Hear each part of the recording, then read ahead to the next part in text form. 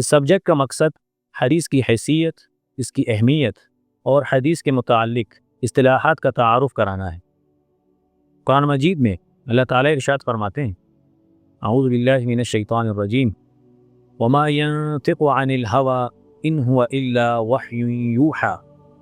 اور آپ صلی اللہ علیہ وآلہ وسلم اپنی خواہش نفس سے بات نہیں کرتے، مگر آپ جو کہتے ہیں وہ ایک وحی ہے جو آپ کی طرف کی جاتی ہے۔ ایک اور جگہ ارشاد ہے، وما آتاکم الرسول فخذوہ وما نہاکم عنہ فانتہوا، اور جو کچھ رسول اللہ صلی اللہ علیہ وآلہ وسلم آپ کو عطا کریں اس کو لے لو،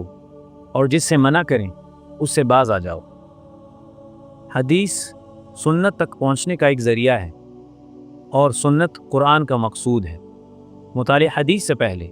جن مباحث کا تعارف یہ اسٹوڈنٹس کے لیے لازمی ہے، اور اس کو ہم نے نصاب میں شامل کیا ہے، اس میں حدیث کی تعریف، حدیث اور سنت کا فرق، حدیث کے اقسام جس کے مختلف اعتبارات ہیں، حجیت حدیث، کتب حدیث اور محدثین کا تعارف وغیرہ شامل ہیں۔ مطالعہ حدیث کے لیے ریاض الصالحین کتاب میں سے جن ابواب کا انتخاب کیا گیا ہے، اس میں اخلاص، یقین اور توکل، زہد کی فضیلت،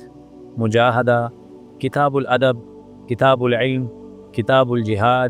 فضائل اور ناپسندیدہ چیزوں سے اجتناب کے متعلق ابواب شامل ہیں۔